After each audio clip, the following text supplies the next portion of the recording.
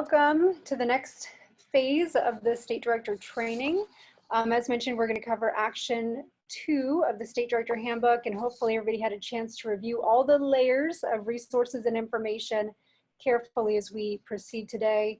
As we continue to advance through the action items of this handbook, you should start to see the strategic layering of your engagement in the resources and networks that play a key role in building the culture of strategy that Congressman Forbes referred to in the overview. And again, to make the most of our time together, I'm going to go ahead and share my screen so we can jump right into the handbook.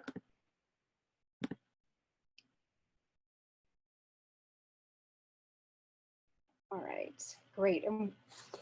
As mentioned, prayer is fundamental to everything that we do. One of our priorities is to ensure the legislators and their families are covered in prayer. These are a few of the things that we do at the national level that have worked and well in accomplishing this goal.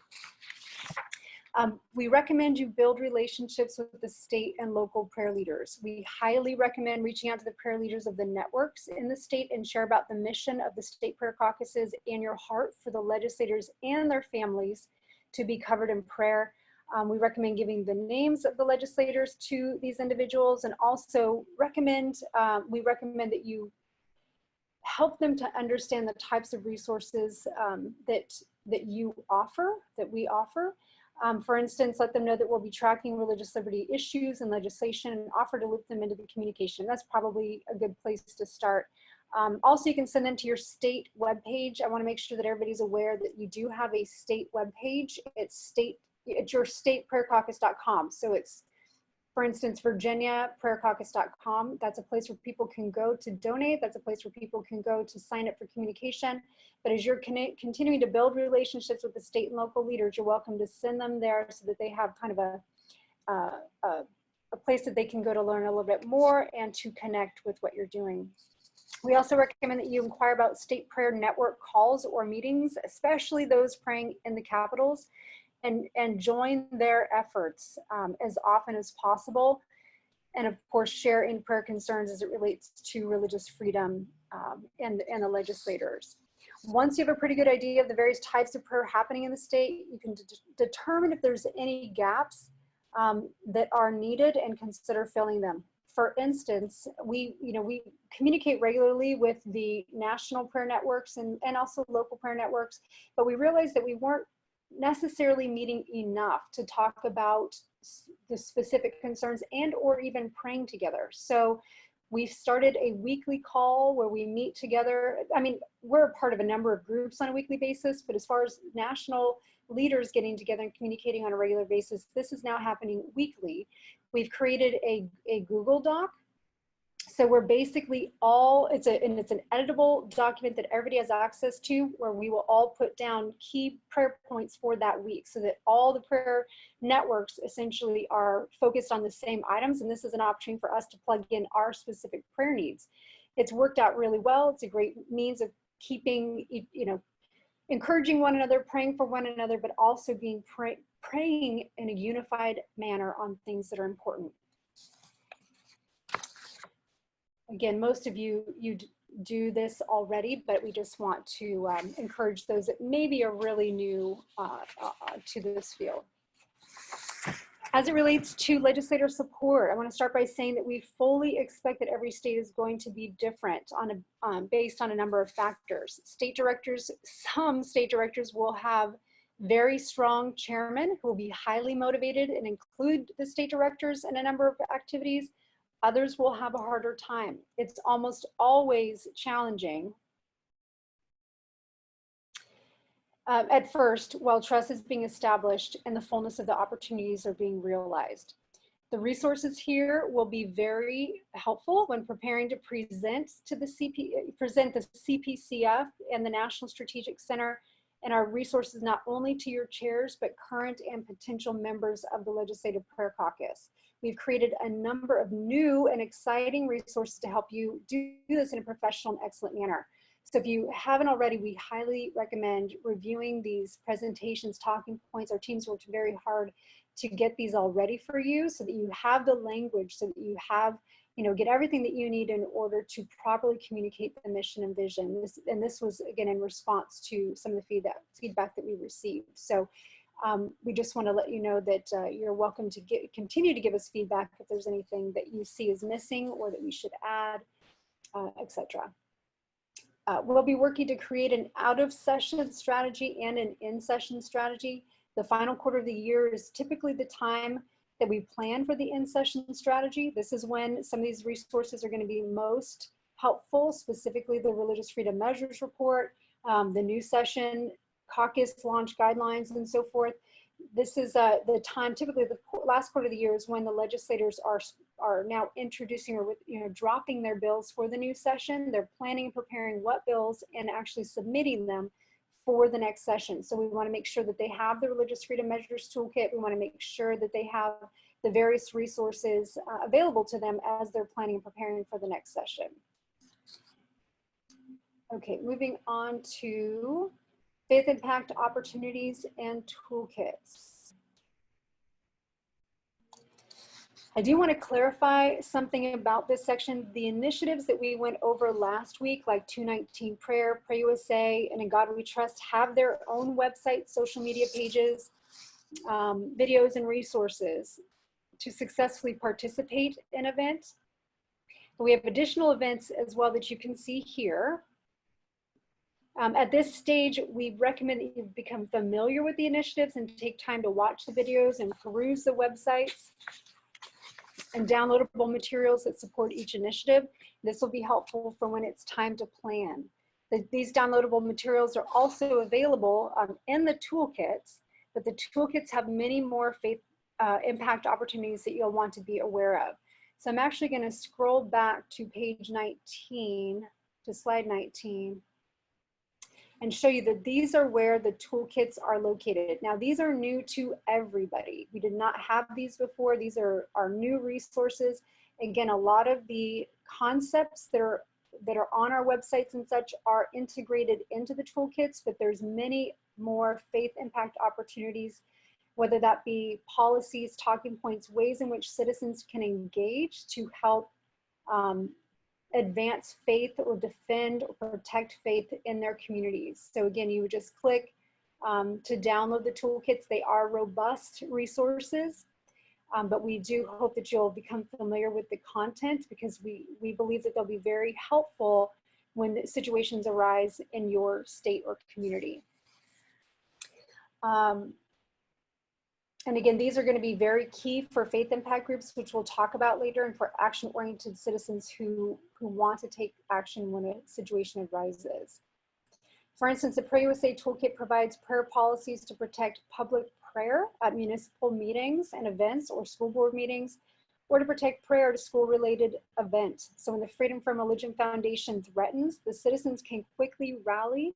They literally provide, these toolkits literally provide step-by-step instructions on how to approach the school board or city council. They have talking points, they have vetted policies, and more. So you can see the value of these toolkits and really knowing what resources are available for people to use. The In God We Trust Toolkit has a number of ideas for those who see the value in displaying our national motto. For instance, the toolkit provides step-by-step instructions on how to get a permanent In God We Trust display in a city council. They're created to equip the individual citizen who wants to positively impact their sphere of influence. And at this stage, essentially, it's important to be familiar with the content and the various toolkits, as well as the resources like our mobilization arm and initiatives when creating your state strategy. Again, you all have access to these toolkits. We typically vet everyone who gets them. So as I mentioned previously, if you find somebody who can use these toolkits or who wants access to the toolkits, we simply ask that you send them to the CPCF website and specifically to the National Strategic Center page and have them sign up to receive one. You'll just want to mention to add your name in the comments box so that we can expedite the vetting process. Okay, we'll move on to building the Faith Impact Network. Again, action 2. We've been told time and time again by high-level leaders who have a good handle on the national landscape that the National Strategic Center is desperately needed. Congressman Forbes and Leah painted the picture of what we're up against and what the solution is. Prayer, of course, but also equipped and unified networks who are ready to implement a culture of strategy. Obviously, it's up to us to help identify those people who can benefit from being connected with us. You got to feel for the networks that we have and that we're building. So, you know, the strategic thinkers, the congressional legislative spouses, the former like-minded government leaders, active elected officials at the federal, state, and local level, action-oriented citizens. The more that we can identify those people in our states and communities and plug them in, the more that we'll be able to help equip people to be effective. We encourage you to consider who have or would engage in the fight for faith. Take note of those who are passionate about this cause and consider ways to engage them. That may very well be to connect them with the National Strategic Center. So you're welcome to send me any contacts that you, of individuals that you think would benefit from being connected to the National Strategic Center, and our team will ensure that you get to the right person and that they get connected in the right place. Okay, we'll move on to communication, action 2. We believe that an informed people will engage. We have several real challenges that we're facing, and our communications are specifically targeting those challenges. As you know, there are a large number of Americans who do not understand the value of our religious heritage or the nexus between faith and freedom. America is great because of our Judeo-Christian heritage that acknowledges God is the author of rights, so they can't be taken away. Also, these principles promote an honest and civil public square where all ideas can be presented and truth can win out. Should we be convinced otherwise, America is the land of the free, will cease to exist. The other challenge is helping people to understand the attack on faith. The anti-faith groups have been implementing a stealth plan to erase our heritage through frivolous lawsuits, rogue judges, and elected leaders, secularizing our educational institutions and more. They have done tremendous damage, but we believe that with a faithful few, the damage can be reversed. So we're doing our best to bring this battle to the forefront so people can be informed and therefore engage. Anything that you can help do to spread our resources is hopefully going to help equip people to be ready and prepared. Another challenge we are facing is the misinterpretation of separation of church and state. What was intended to keep government out of the church's business has been twisted to keep people of faith silent and bound within the four walls of the church. As a result, our nation and freedoms are in critical condition. The only answer that we know is for people of faith to begin to positively impact all spheres of influence, most importantly, all levels of government. So our various forms of communication and initiatives seek to help the church understand that we are a critical part of the people, and sitting on the sidelines is simply not an option anymore. Again, you all understand this, but there's a number of people out there that do not. We work very hard on our communication, and we try to wordsmith it in a way that helps it to be relevant. So the more that we can be sharing the social media posts or forwarding the emails, we're believing that people are going to, again, hopefully the newer generations be educated on why these principles are fundamental to our constitutional republic, so that we can hopefully see this republic endure. Okay, we'll move on to funding and finance. Again, this is really about whether or not you all feel like you want to take on, how much you want to take on as it relates to funding or raising funds for the mission and vision of the State Legislative Prayer Caucus. So if you do determine that you'd like to do that, we recommend that you start thinking through a strategy. And we do have fundraising training that we are working on, and we'll have more on that in Action 3. I do want to just point out really quickly that in the back of the handbook, there's the resources, presentations, and video section. So there's so many layers of resources all throughout the handbook. What we've done is we've put them all in the back here in a way that's easily accessible and hopefully they will be helpful for you in the days ahead. So that's all for today. Any questions on what I covered? Anything that I didn't cover that you'd like to comment on? Summer, I had a question under communication. When you say to then send it back out to your personal databases, do you mean our state databases, or are you already covering those?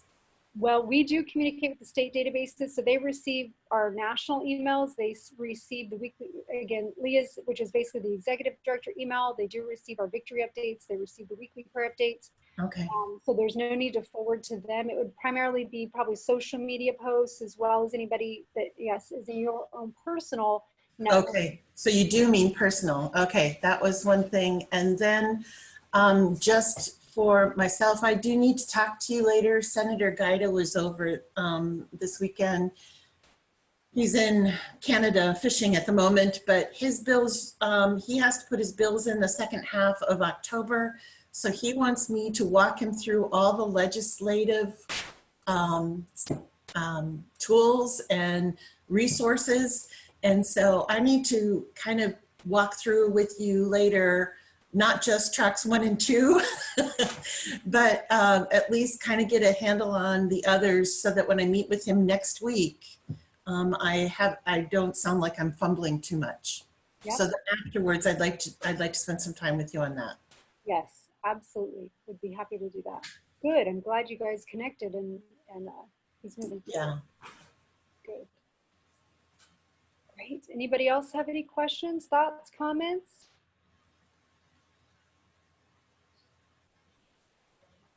Okay. Well, hopefully it's helpful. Again, and we know there's a lot of information here, but we truly believe that this will be helpful for you as you're working on that in-session strategy and the out-of-session strategy. It'll give you the language, the content, the resources, everything that's needed for you to be successful. All right, well, thank you again for your time today. We'll be following up to see if there's any other questions or comments that you thought of between now and then, and we look forward to next week, same time. God bless you all. Thank you.